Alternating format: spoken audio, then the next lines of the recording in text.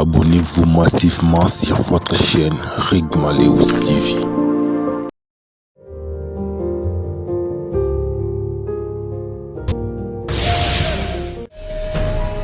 Rigmaleus TV, édition spéciale, écho de la gratuité. Gratuité, il faut qu'on sépare yango dans conditions socio-professionnelles et enseignants. Et ceux qui enseignent à motivé, ça impacte sur la qualité de l'enseignement, pas la gratuité. Batika gratuité wana maki abato afachi na memi na umemangoti na suka.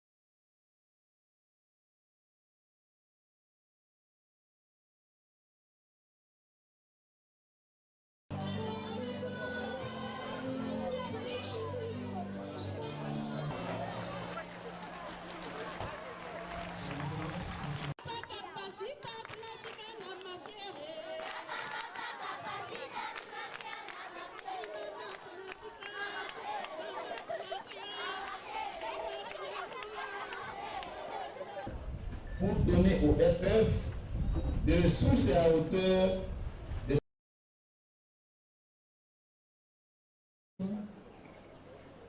Monsieur...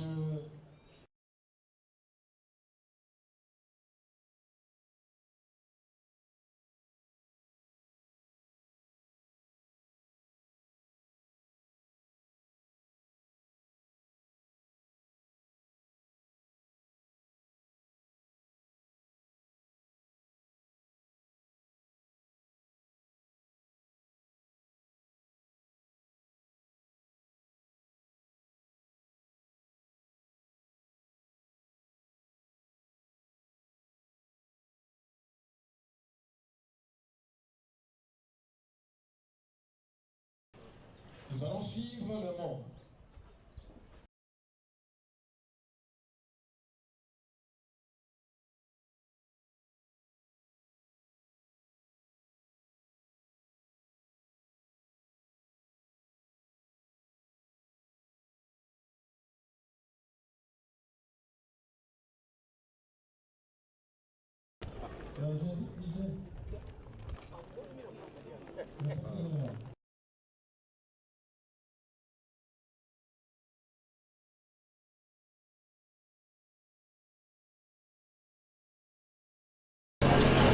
Il y a une campagne qui a été déjà lancée, la campagne Pas d'école sans banc, qui est partie d'un constat. Nous sommes dans un pays, malgré tout ce que nous avons comme ressources naturelles, même en termes de forêts, nous avons des écoles où les élèves étudient à même les sols, et depuis des années. Et sur instruction du chef de l'État, nous avons lancé cette campagne avec l'appui du Fonds de promotion de l'éducation et de la formation. Nous savons que beaucoup de choses relèvent également des provinces, mais nous partageons tous les difficultés du sous-secteur et du pays. Voilà pourquoi cette campagne a été lancée avec les maigres moyens du Fonds de promotion de l'éducation et de la formation. Un décret a été déjà signé. Nous attendons, comme il a été souligné ici dans son petit mot, nous attendons son activation pour nous permettre d'accéder à plus de ressources pour élargir son degré d'intervention.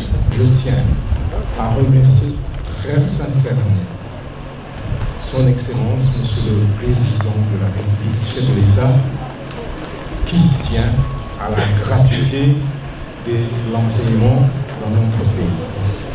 Et au Nord Kivu, cette gratuité est effective et nous veillons à ce que cela continue de cette manière-là et que cette gratuité puisse atteindre les objectifs assignés à l'EPSD. Voilà.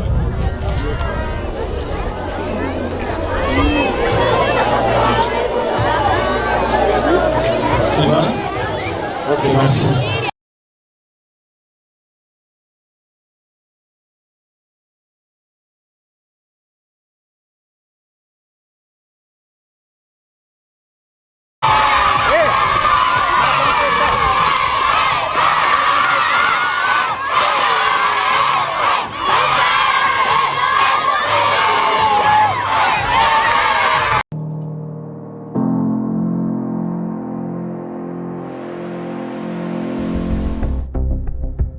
On n'en parle pas assez, mais le sous-secteur de l'enseignement primaire, secondaire et technique n'a jamais connu une telle avalanche de réformes.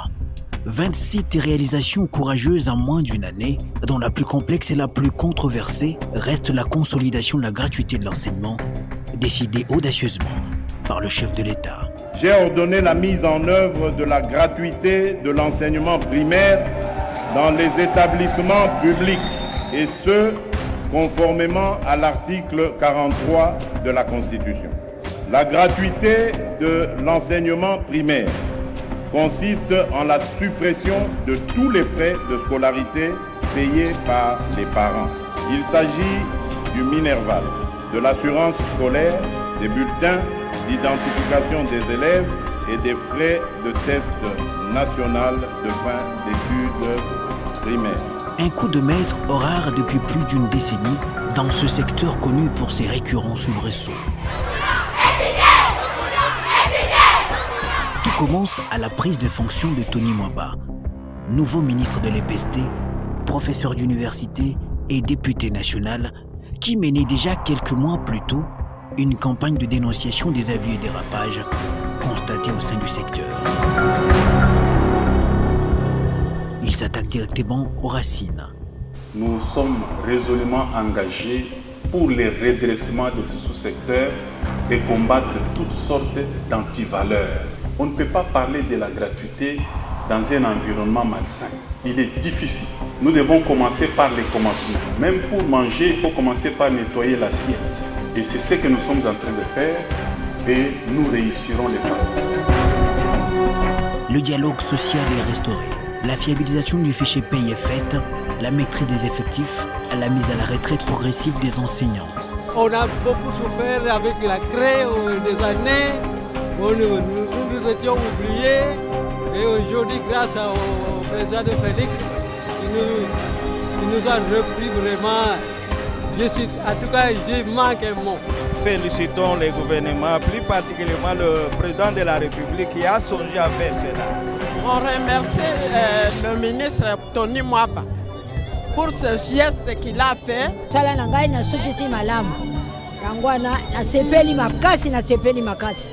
Jusqu'aux 27 réalisations étendues sur 9 mois, dans une rigueur et discipline sans pareil. Il a augmenté les frais de fonctionnement des écoles primaires et il nous a rassuré qu'il y a rationalisation des bureaux gestionnaires. Et il a payé, s'il vous plaît.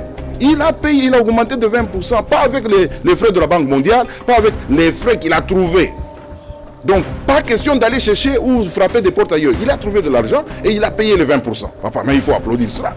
Pour lutter contre la corruption et le détournement, le ministère a lui-même initié sa propre purge et anticipe désormais toute forme de velléité incivique des agents verrés. Mon souci, c'est d'avoir une bonne armée des auditeurs internes à l'EPST qui vont nous aider à faire un contrôle sérieux et régulier. J'insiste, un contrôle sérieux et régulier. Au point que les quelques soupçons de détournement allégués par l'inspection générale des finances sont de l'ordre de l'incompréhension, a reconnu lui-même l'inspecteur général chef de service de l'IGF. Et parfois, fruit d'une manipulation politicienne dans le but de nuire aux réformes phares du quinquennat Tshisekedi. Il y a eu divergence et les fonds n'étaient pas sortis. Il faut que vous ayez cette précision. Les ministères de l'EPST n'avaient pas ces fonds. Les ministères de l'EPST avaient demandé les fonds. Les gouvernements, les ministres des Finances avaient payé, mais en disponibilisant les fonds au guichet de la Banque centrale. C'est au niveau du guichet de la Banque centrale que les fonds sont restés. Néanmoins, pour les récentes allégations d'une éventuelle détournement dans le cadre du tournoi scolaire, le ministère de l'EPST a constaté beaucoup de maladresse dans les chefs des inspecteurs de l'IGF et demande à la justice, rien qu'à elle, d'établir les responsabilités pénales des personnes dans le respect de la présomption d'innocence et le secret de l'instruction. La gratuité est en train de se pérenniser au jour le jour pour se consolider comme une réalité effective, irréversible et non négociable sur toute l'étendue du territoire national.